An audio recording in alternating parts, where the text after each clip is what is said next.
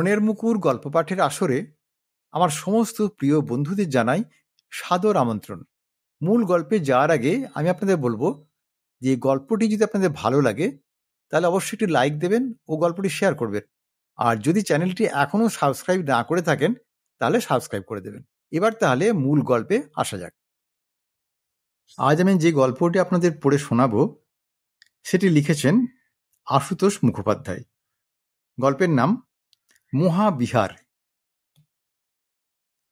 বিদায় অনুষ্ঠানেও শিলাবতীর অভ্যস্ত সংযম আর গাম্ভীর্যের ব্যতিক্রম দেখল না কেউ। মেয়েরা তাকে ভক্তি করত এবং ভয় করত। শিক্ষয়িত্রীরা তাকে শ্রদ্ধা করতেন এবং ভয় করতেন। এই চিরাচরিত ভক্তি শ্রদ্ধা ভয় কাটিয়ে শেষ বিদায়ের দিনেও কারো পক্ষে তার খুব কাছে আসা হল না যেন। সকলের কাছে থেকেও শিলাবতী যেমন দূরে ছিলেন তেমনই দূরেই থেকে গেলেন। অল্প দু চার কথায় স্কুলের উন্নতি কামনা করে সকলকে শুভেচ্ছা এবং ধন্যবাদ জানিয়ে তিনি বিদায় গ্রহণ করলেন। কর্মজীবন থেকে অবসর নিলেন শিলাবতী। তার বয়স 54। সরকারি বিধি অনুযায়ী আরও 1 বছর স্বচ্ছন্দে প্রধান শিক্ষয়িত্রী পদে বহাল থাকতে পারতেন।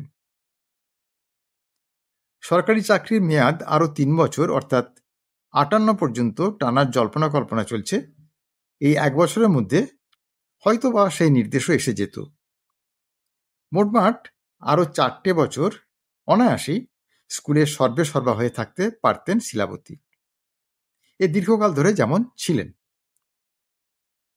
কিন্তু স্বেচ্ছায় বলতে গেলে অনেক তদবির তদারক করেই তিনি অবসর গ্রহণ করলেন। তার স্বাস্থ্য টিকছে না। স্কুলের এত বড় দায়িত্বভার বহন করতে তিনি অক্ষম। এই বয়সেও তার শরীরের বাঁধুনি দেখলে স্বাস্থ্যহানি ঘটেছে বলে কেউ বলবে না। 54কে অনায়াসে 44 বলে চালানো যায়। অবশ্য তার হার্টের রোগ। বাইরে থেকে তাই অসুস্থতার ব্যাপারটা চট করে বোঝা যায় না। আর রাতে যে ভালো ঘুম হয় না সেটা বাড়ির 2-1 পরিচারিকা ভিন্ন আর কেউই টের পায় না। স্কুলে যখন আসেন তার ধীর স্থির গাম্ভীর্যের আড়ালে সব ক্লান্তি ঢাকা পড়ে যায়। শুভার্থীজনেরা পরামর্শ দিতে এসেছিলেন যে একেবারে অবসর নেবার দরকার কি, লম্বা ছুটি নিয়ে কোনো স্বাস্থ্যকর জায়গায় চলে গেলেই তো হয়। এক বরাদ্দ ছুটি ছাড়া আর কখনো কোনো ছুটি তো শিলাবতী নেননি। শিলাবতী মাথা নেড়েছেন। জীবনভর তো শুধু চাকরিই করলেন, আর চাকরি নয়, এবারে বাধা বন্ধন শূন্য ছুটি।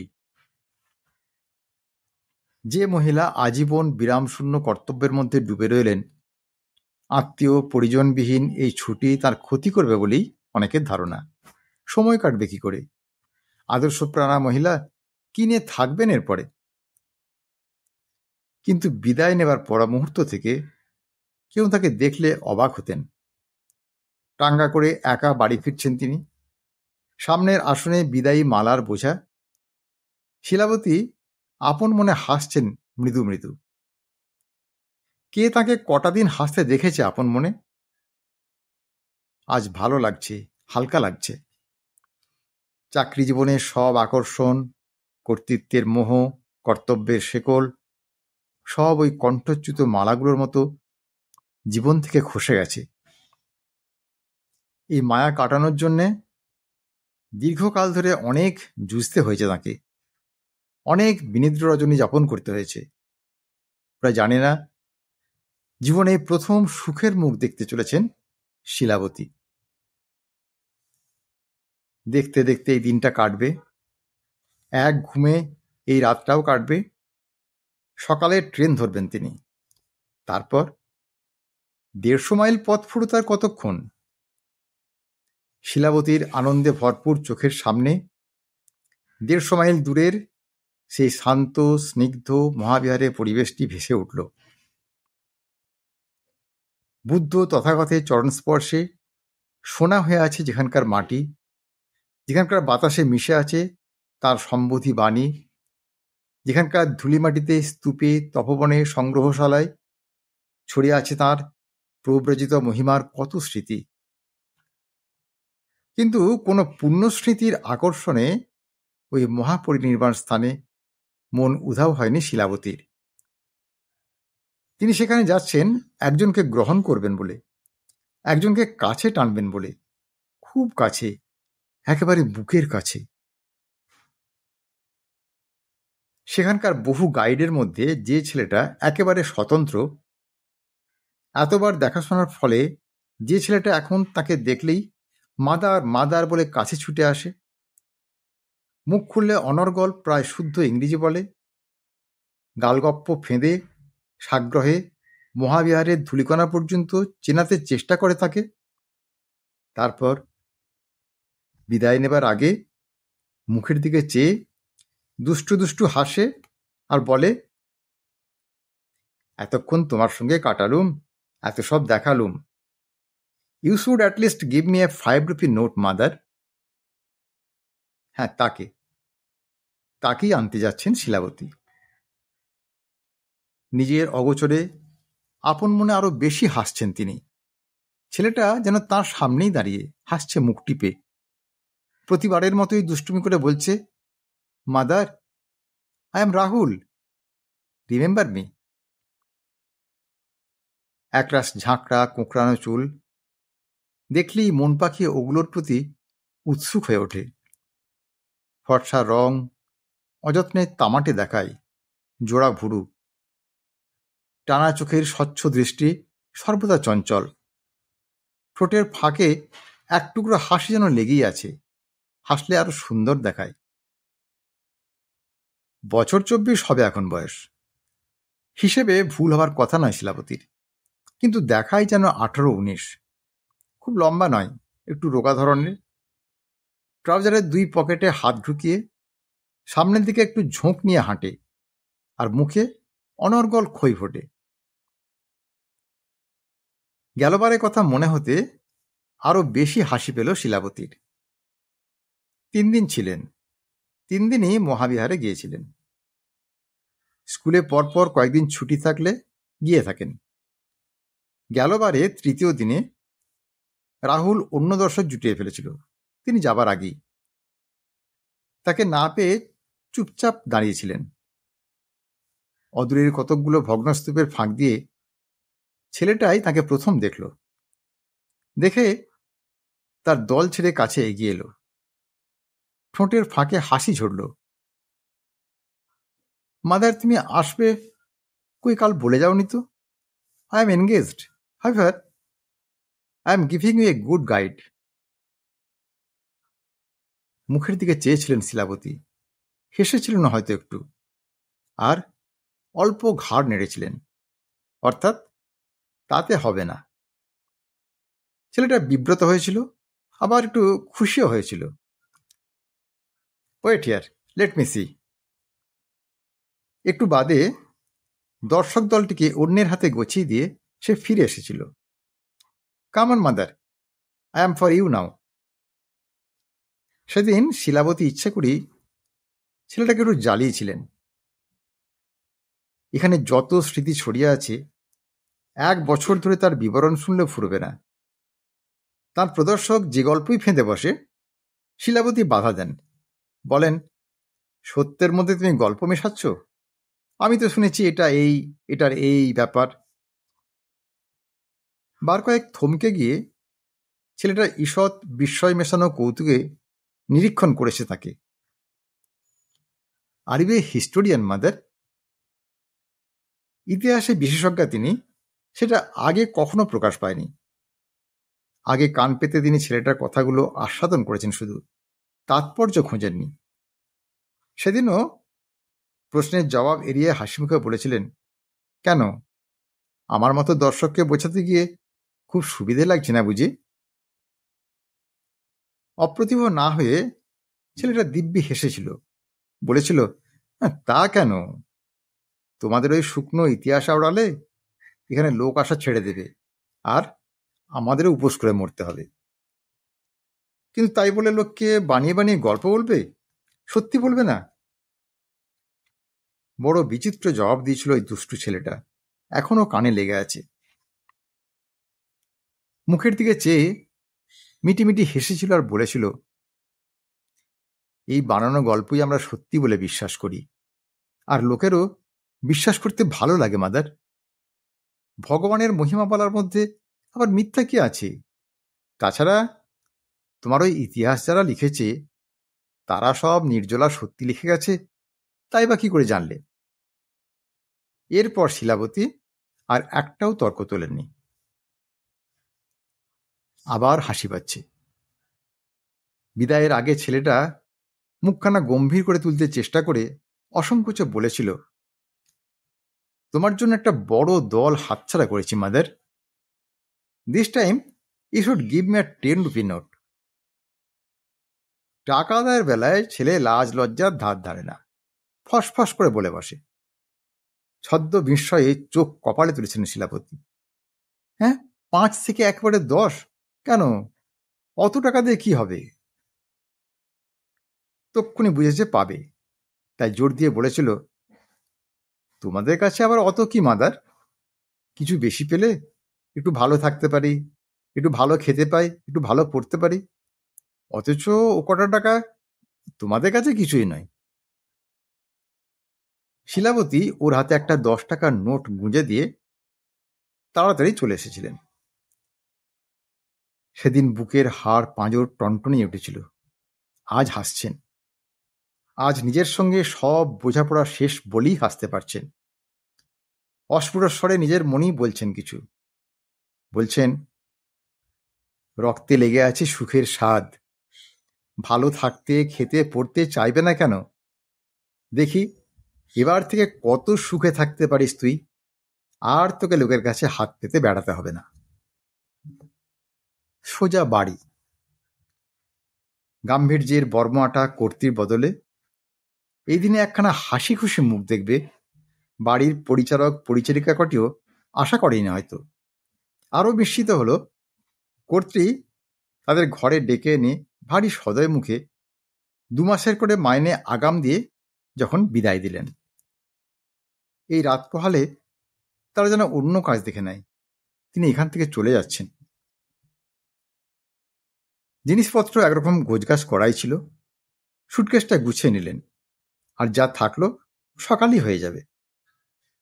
সুটকেস থেকে শিলাবতী তাঁর তরুণ গাইডের ছবিটা বার করে টেবিলে রাখলেন। হাসছেন মুখ টিপে। গাইডই বটে, বাকি জীবনটা ওই ছেলের সর্দারিতেই চলতে হবে। আর ছেলেটা যেন তাই বুঝি হাসছে তার দিকে চেয়ে। ছবিটা অনেক দিন আগে শিলাবতী নিজের হাতেই তুলেছিলেন, ওর পরিচয় সম্বন্ধে একেবারে নিঃসংশয় হবারও আগে। ওকে দেখে অনেক সম্ভব অসম্ভব যখন মনের মধ্যে ভিড় করে আসত তখন, ওকে দেখলে কবেকার কোন বিস্মৃত উৎসে যখন বান ডাকত তখন, ওর মুখের দিকে চেয়ে হাসলে বুকের শুকনো হাড় পাঁজরে যখন সুখের প্রলেপ লাগত তখন। 3 বছর আগে এই ছবি যে তিনি তুলে এনেছিলেন সেটা শঙ্কর আচার্যও জানতেন না, যিনি অনেক প্রত্যাশীকে বাতিল করে এই গাইড তাকে ঠিক করে দিয়েছিলেন। আর সে সময়ে কিছু গোপন করার জন্য যিনি সন্তর্পণে এক ছদ্ম গাম্ভীর্যের বিবরে নিজেকে প্রচ্ছন্ন রাখতে চেষ্টা করেছিলেন। ছবিটা তুলে এনে শিলাবতী এই ঘরের এই টেবিলই রেখেছিলেন। দেখে পরিচিতিরা জিজ্ঞাসা করেছেন, এ কে?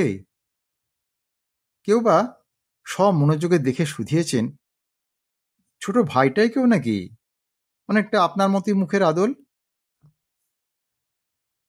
না, তখনও শঙ্করাচার্য তাকে বলেননি একে, কিন্তু মর্মস্থলের অনুভূতি দিয়ে যা বুঝবার শিলাবতী বুঝে নিয়েছিলেন। অতিথি অভ্যাগতদের প্রশ্ন এবং মন্তব্য শুনলে আশায় উদ্দীপনায় তার মুখ লাল হতো, গাম্ভীর্যের আড়াল নিতে হতো তাকেও। শিলাবতীর জীবনে 2টো ঝড় গেছে, একটা ছোট, একটা বড়। যাকে কেন্দ্র করে ওই বড় ঝড় তিনি শঙ্করাচার্য। যা হবার কথা নয়, শিলাবতীর জীবনে একে একে তাই হয়েছে, তাই ঘটেছে। ব্লাড প্রেসারে কাবু দরিদ্র স্কুল মাস্টারে 15 বছরের বিধবা মেয়ে সসম্মানে MA পাশ করে নিজের দুপায়ে ভর করে একদিন সোজা হয়ে দাঁড়াবে, সে আশা সেদিন সুদূর স্বপ্নের মতো ছিল। কিন্তু সেই স্বপ্ন যখন সত্য হলো, তখন এক মর্মান্তিক আঘাতে বুক ভেঙে গেল তার। সেই ভাঙা বুক আর কোনোদিন জোড়া লাগেনি। কিন্তু সেসব অনেক পরের কথা, তার অনেক আগে ভবিতব্যের কথা। মেয়ে সুশ্রী 14 বছরে বিয়ে দিয়েছিলেন।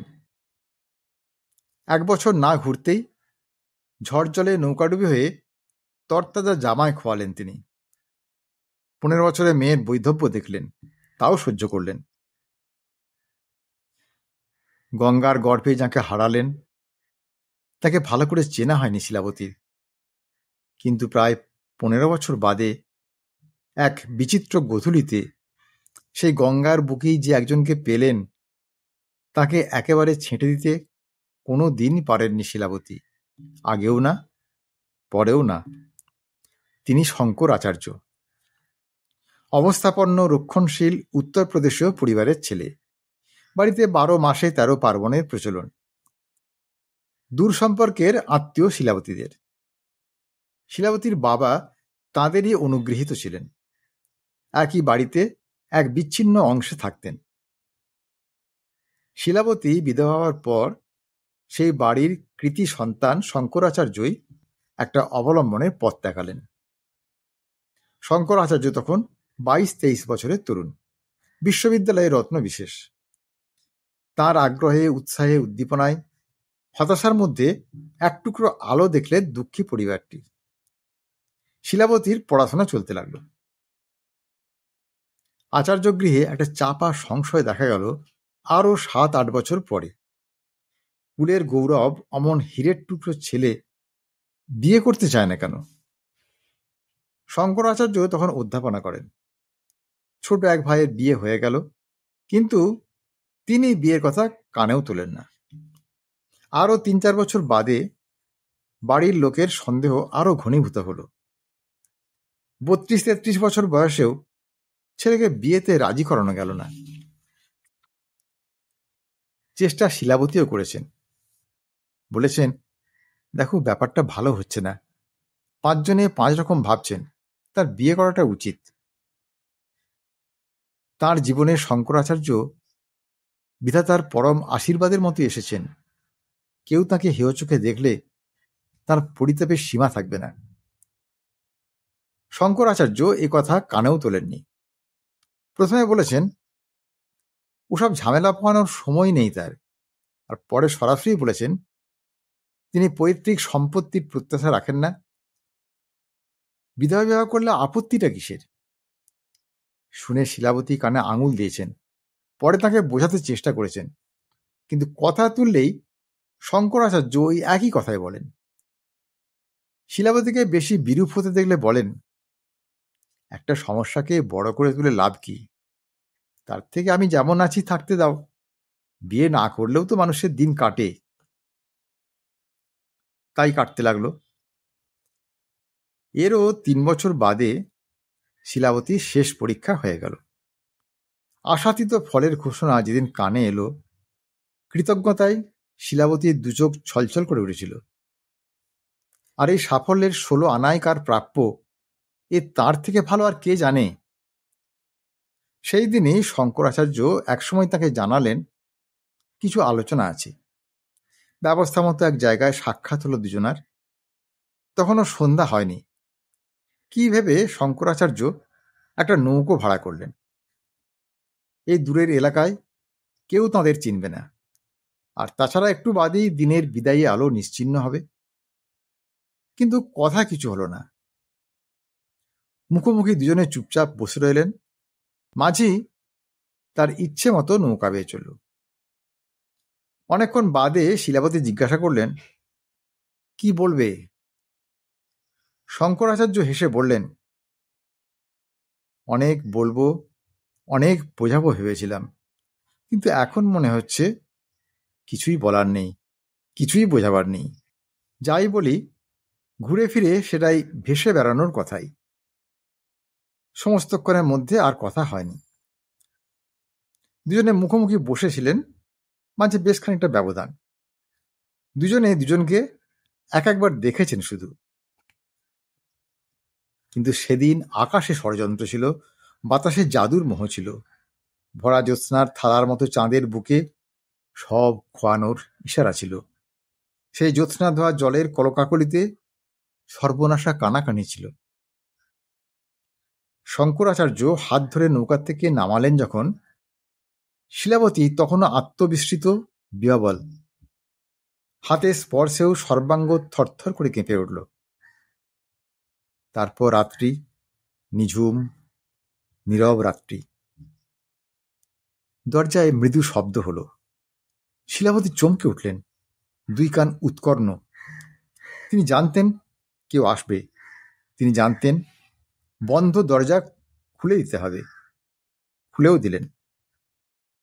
এই রাতের যৌবন বাস্তবের আগন্তুককে ফেরাবার সাধ্য তার নেই, আর ফেরাবার ইচ্ছেও নেই।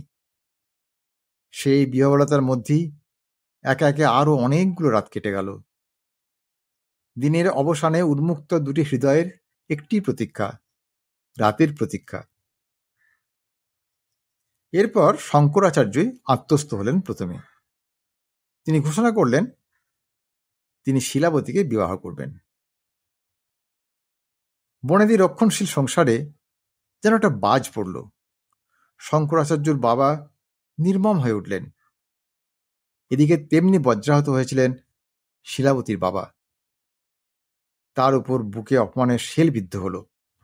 বৃদ্ধ প্রভু আচার্য বড় নির্মমভাবে তাকে শাসালেন, বিশ্বাসঘাতক, বেঈমান বললেন, আর সেই মুহূর্তে মেয়েকে নিয়ে তাকে দূর হয়ে যেতে বললেন। সেই মুহূর্তে না হোক, দুদিনের মধ্যে শিলাবতীর বাবা বড় আঘাত নিয়ে এই জগৎ সংসার থেকেই দূর হয়ে গেলেন। ব্লাড প্রেসারের রোগী, কটূক্তি শুনতে শুনতেই একসময় মাথা ঘুরে পড়ে গেলেন। মৃত্যুর 2 ঘন্টা আগে একখানা হাত তুলে যেন কিছু নিষেধ করতে চেষ্টা করেছিলেন শিলাবতীকে। সেটা আর কেউ না বুঝুক, শিলাবতী বুঝেছিলেন। একটা সামান্য চাকরি সংগ্রহ করে শিলাবতী বাড়ি ছেড়ে চলে এসেছিলেন। কিন্তু শঙ্করাচার্য তাকে পরিত্যাগ করতে চাননি। স্থির সংকল্প নিয়ে এসেছিলেন। ত্যাজ্যপুত্র হবেন, এত বড় বিষয় আশয় থেকে বঞ্চিত হবেন, বাপের এই ঘোষণার কোনো পরোয়াই তিনি করেননি। কিন্তু শিলাবতী রাজি হননি। শান্ত দৃঢ়কণ্ঠে বলেছেন, তোমাকে আমি কোনোদিন চিনতে ভুল করিনি, তবু এখানেই এর শেষ হোক। তাকে বোঝানো সম্ভব হয়নি। শেষ সেখানেই হলো না। নিজের দেহের অভ্যন্তরেই নতুন বারতার সূচনা উপলব্ধি করলেন। কিছুদিন যেতে না যেতেই আগন্তুক আসছে। শিলাবতী এইবার একটু বিচলিত হলেন। নতুন করে মনস্থির করতে হলো আবার। শঙ্করাচার্যকে ডেকে পাঠালেন। শুনে শঙ্করাচার্য আর এক দফা মত বদলাতে চেষ্টা করলেন শিলাবতীর। অনেক অনুরোধ করলেন, অনেক অনুনয় করলেন, রাগ অভিমান পর্যন্ত করলেন, কিন্তু বিয়েতে রাজি করাতে পারলেন না তাকে। শিলাবতীর ওই এক কথা, যে আসছে তার ব্যবস্থার ভার শুধু তুমি নাও, নিয়ে আমাকে মুক্তি দাও। তোমাকে আমি তার সঙ্গে জড়াতে বলছি না। তোমার অর্থের জোর আছে, অনেক রকম ব্যবস্থাই তোমার পক্ষে সহজ। যথা সময়ে সন্তান এসেছে। নির্মম শান্ত চিত্তে শিলাবতী 8 দিনের ছেলেকে তার হাতে তুলে দিয়েছেন। বলেছেন, তোমাকে আমি শ্রদ্ধা করি, তোমার উপর আমার কোনো অভিযোগ নেই। তুমি যে ব্যবস্থা করবে তাই ওর পক্ষে ভালো বলে ধরে নেব। এরপর অনেকদিন আর শঙ্করাচার্য তার সঙ্গে দেখা করেননি। তবু একদিন শিলাবতীর কানে একটা খবর এলো। শঙ্করাচার্যের বাবা তাকে বিষয় আশয় থেকে বঞ্চিত করার সিদ্ধান্ত করেছেন নাকি। তার বিশ্বাস, তার অবর্তমানে ছেলে শিলাবতীকেই ঘরে এনে তুলবে। শিলাবতী ভেবেচিন্তে একটা চিঠি লিখলেন শঙ্করাচার্যকে। লিখলেন, আমাকে যদি ভালোই বেসে থাকো কোনোদিন, বোকামি করে এত বড় শাস্তি তুমি আমার মাথায় চাপিয়ে দিও না। আমার কাজের ব্রত পণ্ড করো না। কাউকে ঘরে এনে তার প্রতি সুবিচার করলে আমি সব থেকে খুশি হব। তারপর শঙ্করাচার্য বিয়ে করেছেন। খবরটা পাওয়া মাত্রই শিলাবতীর বুক থেকে মস্ত একটা বোঝা নেমে গিয়েছিল যেন। 2 বছর 4 বছর বাদে একবার দেখা হয়েছে তাঁদের। আশ্চর্য রকম সহজ হতে পেরেছেন দুজনেই। গোড়ায় একবার মাত্র ক্ষণিকের জন্য এক শিশুর প্রসঙ্গে ঈষৎ কৌতূহল দেখা দিয়েছিল শিলাবতী। শঙ্করাচার্য হাসিমুখী বলেছিলেন, জানতে চেও না, তার পক্ষে যা ভালো তাই করেছি। 10-12 বছর বাদে শিলাবতী হঠাৎ আরেকবার জিজ্ঞাসা করেছিলেন, সত্যি আছে না গেছে? আছে, ভালোই আছে, কিন্তু আজ তোমার দুর্বলতা দেখলে আমি রাগ করব। শিলাবতী তৎক্ষণাৎ নিজেকে সংযত করেছেন।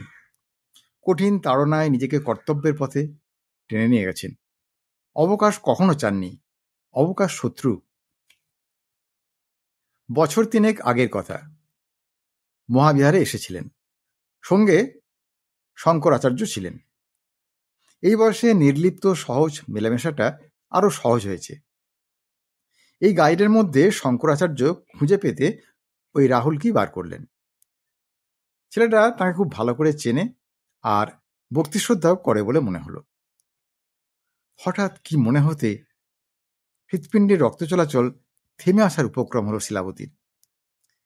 ছেলেটাকে দেখার সঙ্গে সঙ্গে অন্তঃস্থলে এমন একটা আলোড়ন উঠল কেন তার?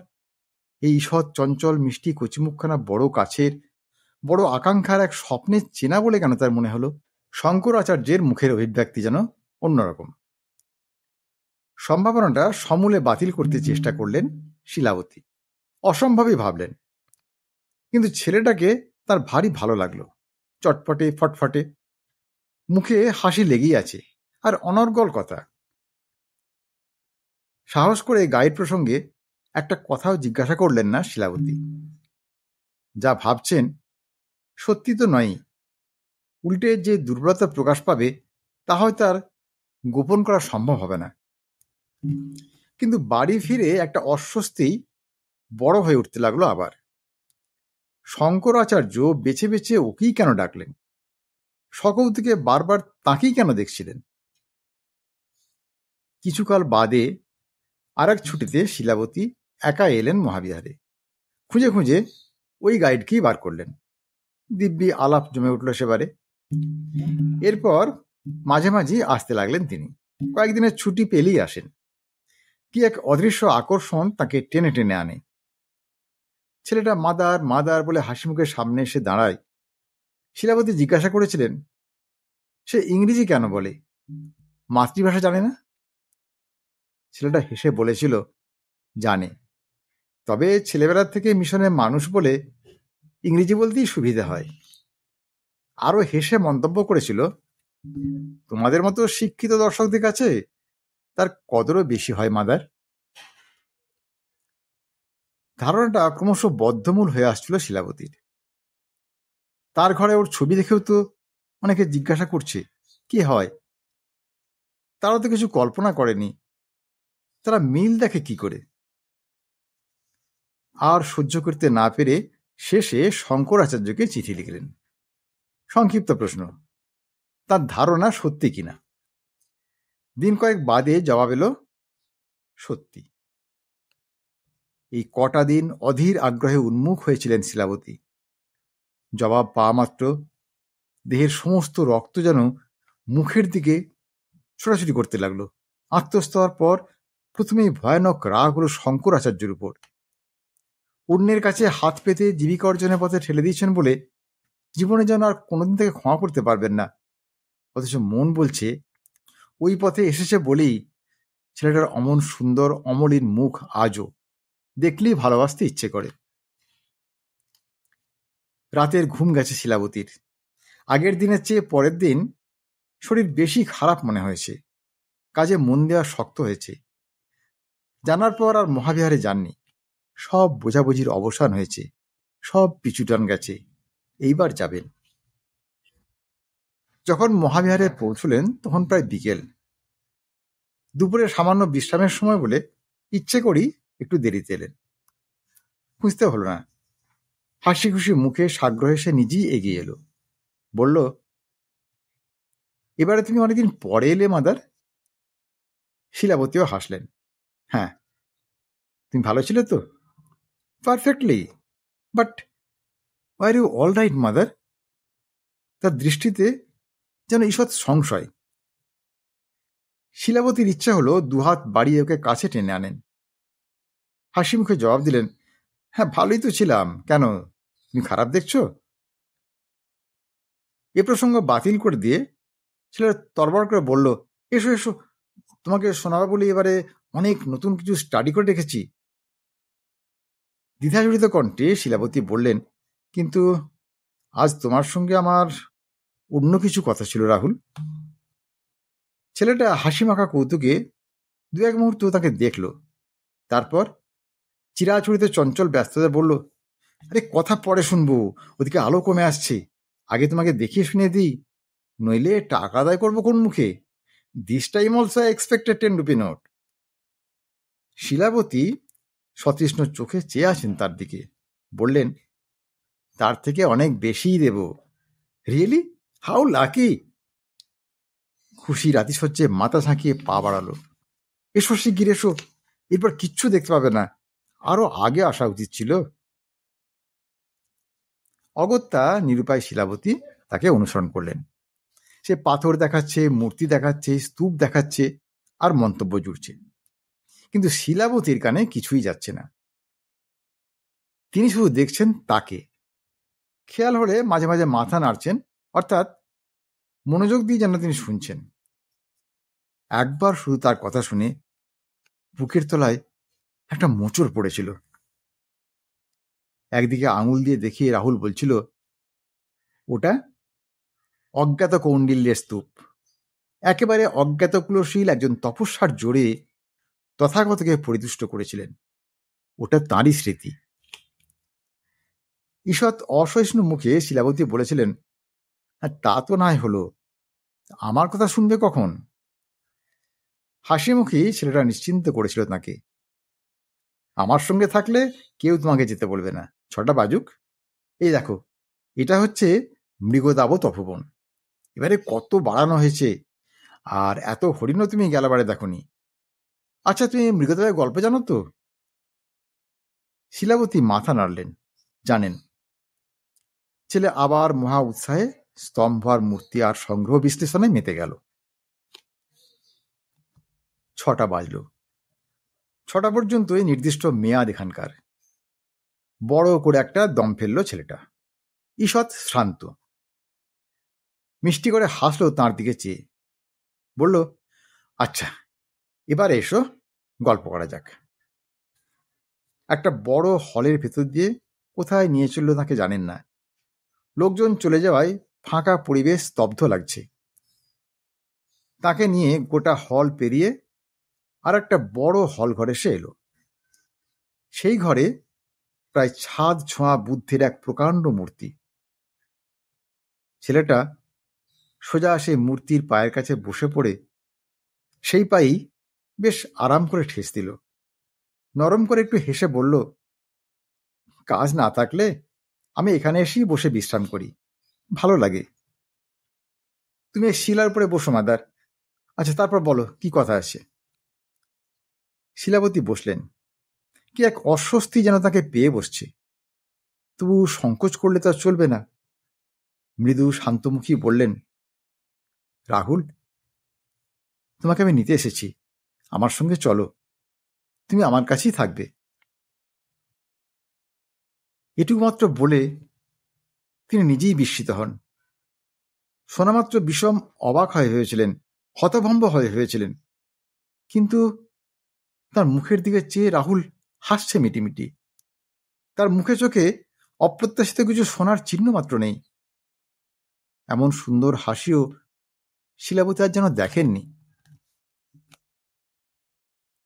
একটু অপেক্ষা করে খুব সহজ মুখে রাহুল বলল, মাদার, তুমি কে তা আমি জানি, গেলবারে মিস্টার আচার্য আমাকে বলেছেন, আমার বাবাকে বলেননি, কিন্তু তোমাকে তিনি চিনিয়ে দিয়ে গেছেন। তুমি একদিন এই ইচ্ছে নিয়ে আসবে জেনেই হয়তো তিনি জানিয়ে রাখার দরকার বলে মনে করেছিলেন। আশায় আশঙ্কায় শিলাবতী সর্বাঙ্গে স্নায়ুগুলি কাঁপছে থরথর করে। জীবনের চরম কথা অথবা পরম কথা, যা হোক একটা কিছু যেন তিনি শুনবেন এক্ষুনি।